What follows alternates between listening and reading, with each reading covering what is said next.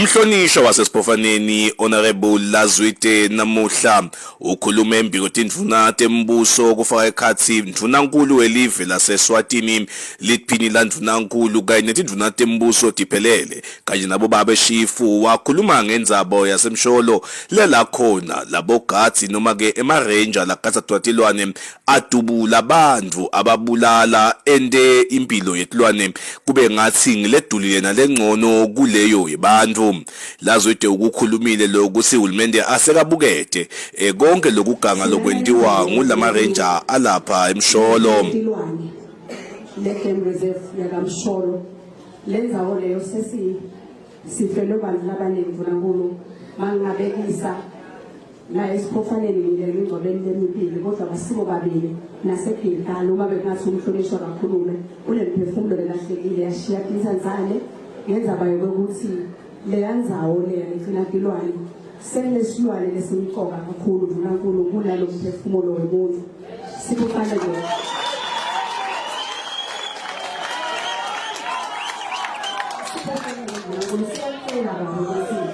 Njengoba sokunyathele la esiphofaneni kufanele ukubuke nahulumende wethu asibukele siyathi ukuthi kuleli office lami njengemhlonishwa nebahlonishwa abaningi siseta ukukhulumisana sibonisane njengoba vele sibambisana siyindlu kodwa siyacela njengoba vunankulu sowufikile singakushiyi ngaphandle lokho ukuthi siyafa ubuhlungu bantu laba bayadzinga ukuthi basasele incomo letiphuthumayo vunankulu.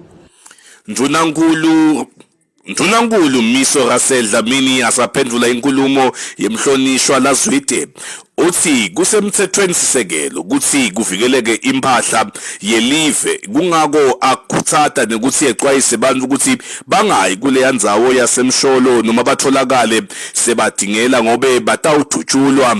Akase ke waphendula ukuthi uhulumende utawenda tabatini ukuthi lama ranger angababulali bantu kulendzawo. Lazwide la yekufa kwebantu mayelelana nema game reserves indzaba lebuhlungu leyo kakhulu kepha-ke kumqoka kwekuthi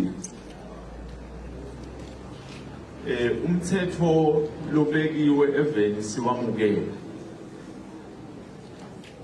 ngoba bese na ungasiphathi kahle lo mthetho sikhole ukuthi siwusebente kahle ngendlela yekusebenza umthetho kunanaku lokuthiwa i-rule of law lokusho ukuthi ke kubekwe umthetho wokuthi ugadze live ugadze wonke umuntu ugadze nempahla yelive ukuthi isetshenziswa kanjani.